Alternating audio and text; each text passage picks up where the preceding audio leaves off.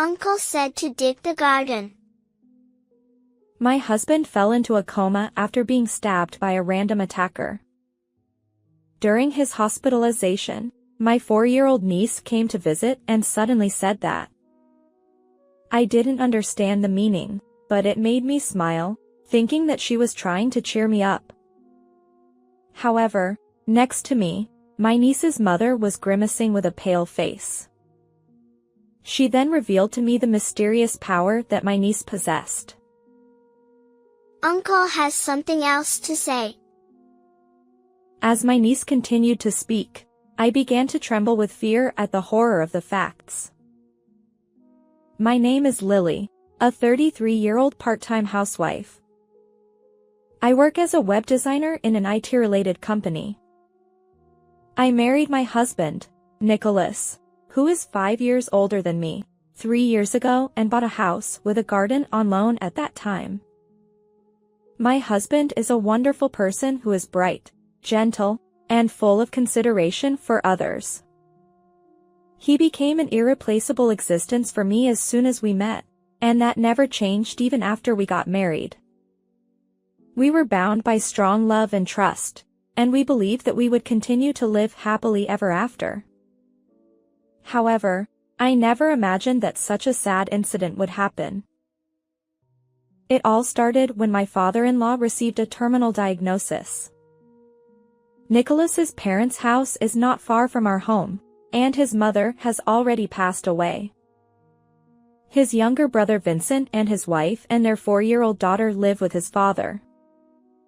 His father runs a relatively large company in the area, and Vincent serves as vice president as the next successor. My husband and I were deeply shaken by this major event involving his father. However, the person himself was very calm, as if he had already made up his mind. Then, my father-in-law asked Nicholas to join his company and support Vincent. However, it was none other than Vincent who objected. What are you talking about now? Isn't my brother someone who left home 20 years ago? Caught between his dissatisfied younger brother and his father who wanted his sons to help each other, my husband was in a difficult position. Vincent, who was always praised by Nicholas as being more talented than him, was an intellectual who graduated from a top university as a child prodigy. However, to be honest, I was a little uncomfortable with Vincent. While Nicholas was bright and cheerful, Vincent was nervous and cold. I felt a heavy atmosphere around him that kept people away. According to what I heard from relatives I became friends with after marriage, it seems that Vincent had been jealous of Nicholas, who was liked by everyone since childhood. Nicholas also seemed to feel suffocated by his relationship with Vincent, who was always openly competitive with him. My father-in-law and his employees at his company also wanted Nicholas to be his successor, but Nicholas decided to look for a job at another company during his university days. It seems that he withdrew himself to hand over the family business to Vincent. However, Vincent has been unilaterally hostile to Nicholas, who is a presence that stimulates his childhood complex. Also, I am concerned about Vincent's wife Paisley and their 4-year-old daughter Abby, who always seem to be afraid of him. I noticed this about half a year ago when there was a family gathering at my parents-in-law's house. When I opened the door to the bathroom, Paisley was changing her clothes because her daughter Abby had accidentally soiled her clothes. As I apologized and tried to leave in a hurry, I noticed countless bruises and scars on her back. What's wrong with that? When I asked her worriedly, she quickly grimaced. It's nothing. But from Paisley's distant attitude towards Vincent, I immediately thought it might be his doing. I'm sorry if I'm wrong. Did Vincent do that to you? Paisley turned pale at that question. It was clearly a positive answer. It's my fault. However, She only said that and never admitted it. Please, don't tell your father-in-law or Nicholas about this. I was deeply hurt, but overwhelmed by her desperate situation and couldn't consult with Nicholas. Soon after, my father-in-law passed away, leaving behind the family's wishes. Nicholas decided to join his father's company to carry on his father's will. Vincent, who became the new president, opposed it until the end, but he had to accept it in the end due to the support of the executives. Nicholas was enthusiastic about supporting Vincent, and I supported his new beginning. However, Nicholas gradually became lost in thought. And 3 months later, despite my worries, that incident happened. That day, I received a call during work that made my heart stop. It was from the police, and Nicholas was in critical condition after being stabbed by a random attacker. The scene was on a deserted street near his company, and the perpetrator fled and was missing. I rushed to the hospital in a panic, and Nicholas was in a critical condition, although he survived. I called Vincent first, and he was worried because Nicholas hadn't come back from his outside sales. After that, company employees and several relatives came to the hospital one after another, but Vincent and Paisley were not among them. Oh, Nicholas! Please wake up! I couldn't accept this shocking event as reality. I couldn't even see Nicholas in the intensive care unit, and I just cried in fear of losing him. The relatives there were the same, and we could only pray for Nicholas's safety. Later that night, Nicholas was still in critical condition, so I decided to go home to prepare for his hospitalization. However, when I arrived home, something surprising happened. When I entered the house, I found Vincent in Nicholas's study doing something. Hey! What are you doing? Oh, sorry, I was looking for important company documents while you were out. He didn't seem to feel guilty at all about my question. Why does Vincent have our key? I was keeping it for Nicholas in case something happened. Huh? I don't think Nicholas said anything like that. I was furious that Vincent, who was looking for a house on his own without coming to the hospital when Nicholas was in trouble, had our key. But then I realized that the company was in trouble. What kind of company documents? I think Nicholas saved it as data. I checked his computer, but it wasn't there, so it might be on a USB or disk. I see. Nicholas's wallet was stolen when he was attacked, so I thought it might be in there. But I was planning to go back to the hospital right away, so I didn't want Vincent to stay at home anymore. So I told him to contact him if I found anything and sent him home. Paisley came to the hospital where Nicholas was the next day. She was not aware of the incident, and she heard about it from the company and rushed to the hospital. Hearing that, I became more suspicious of Vincent. Nicholas was still in a coma, and the police investigation was at a standstill, and they had no idea who the perpetrator was. Talking about that with Paisley made me more anxious, and I cried again. But then, something surprising happened. Uncle said to dig the garden. Abby, my niece, who was staring at Nicholas's sleeping face through the window of the intensive care unit, suddenly said that. I didn't understand the meaning of Abby's words, but her eyes were serious. I smiled, feeling her concern for Nicholas and me. Thank you, Abby. As I smiled and let it go, I looked at Paisley's face for help on what to say to Abby, and I was surprised to see her face turn pale. Lily, please listen without being surprised. Actually, Abby has a mysterious power.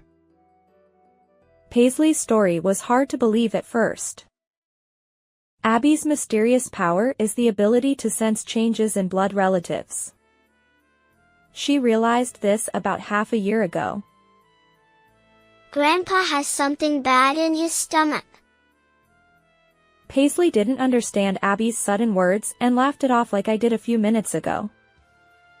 However, she was shocked when her father-in-law's illness was discovered shortly thereafter. And a few days later, she faced an event that changed her doubts into certainty. Mom, did Dad hit you yesterday? Abby spoke of something only Paisley could know.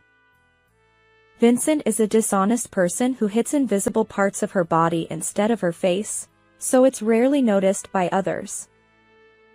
Abby's power has been getting stronger day by day, and she has become able to predict it every time. "That's scary. I don't know what to say," I said, staring at Abby's face in surprise. Then she looked at me with a more meaningful look. Uncle has something else to say. Then, the words spoken by Abby were something completely unexpected. "I can't believe such a terrible thing happened." I trembled with shock at the cruelty of the shocking truth. After that, I went back home and dug up the olive tree in the garden that Abby had taught me. As expected, a candy can wrapped in a plastic bag came out from there. Abby was right after all. I opened the lid of the can and checked the contents. It wasn't candy, but something important that Nicholas had hidden. And it told me why he had suffered so much. This is terrible. To hurt my precious Nicholas for something like this. Eventually, my sadness turned into intense anger, and I decided not to forgive the perpetrator. That night, I called a person who knew the truth about the incident to my house and said, "I have something to tell you. I'll ask you straight. You're the one who stabbed Nicholas, aren't you?" The person was quite surprised by the sudden preemptive attack. He opened his eyes wide and froze for a few seconds, but then laughed out loud. "What's so funny? What I'm saying is not wrong. Right, Vincent?" Yes, the culprit I called was Vincent, Nicholas's younger brother. Abby, my niece, told me who the culprit was. Uncle has something else to say. She said that while looking straight into my eyes in the hospital room. Dad is the one who stabbed Uncle. Paisley and I were shocked by Abby's shocking words. However, there was no doubt about Abby's words. Because Paisley didn't explain the incident to Abby, she only told her that Nicholas was sick and sleeping. However, Vincent didn't flinch at my story and smiled defiantly. Ridiculous. Abby is only 4 years old. How can you take a child's story seriously? Vincent, you don't care about your family, so you don't know, but Abby has a mysterious power. Hey, stop joking. I won't be accused of being the culprit based on such an occult story. It's true. Abby predicted my father-in-law's illness. And you hit Paisley every day. Vincent was momentarily surprised by my last words, but then he returned to his expression and laughed down his nose. That's ridiculous. Then where were you at the time of the incident? I was at the company all day. Vincent answered confidently, but I knew it was a lie. After Abby's story, I was convinced that Vincent was the culprit. So I contacted one of the executives of my husband's company to confirm.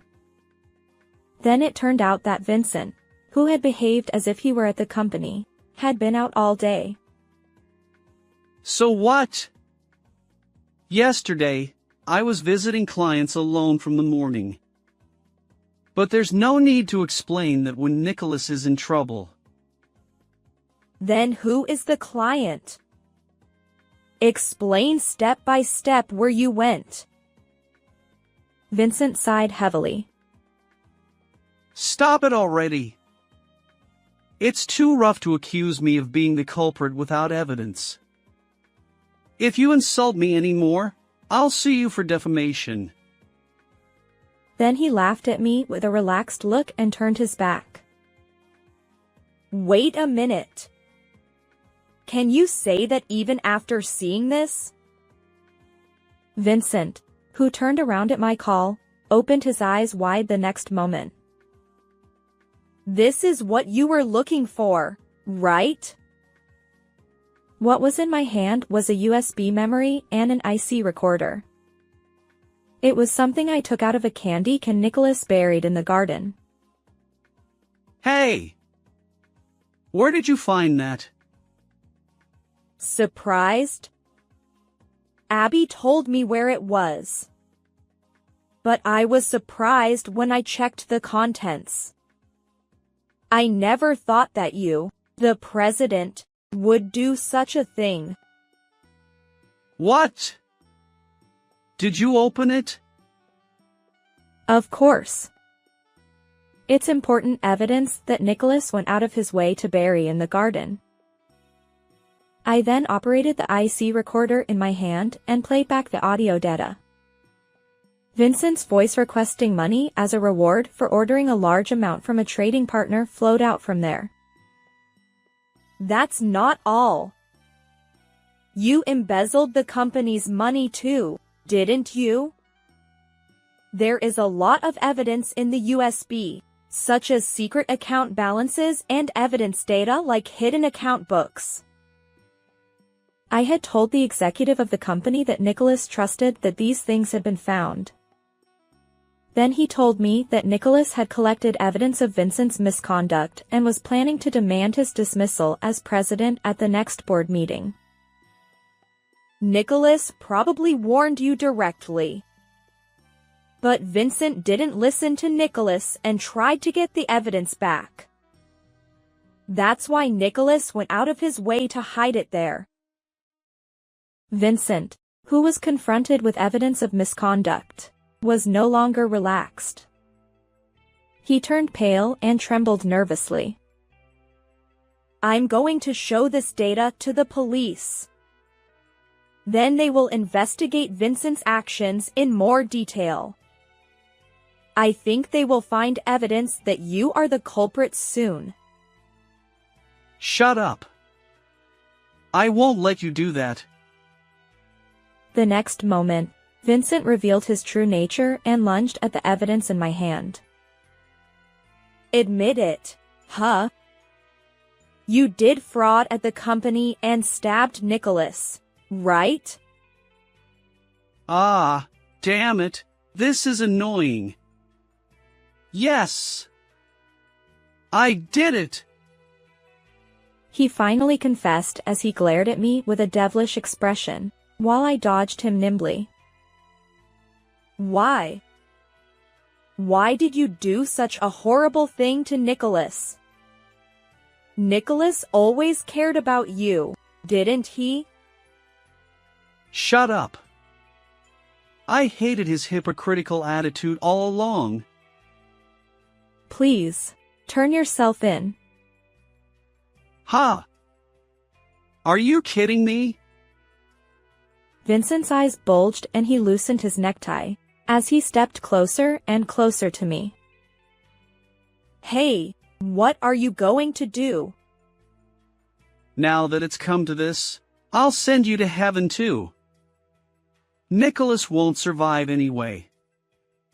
You'll be so desperate that you'll follow him. Stop it. Don't add more sins. Shut up. You bastard. Just die already. Vincent quickly circled behind me and put me in a chokehold, then wrapped his necktie around my neck and tried to tighten it all at once. That's enough.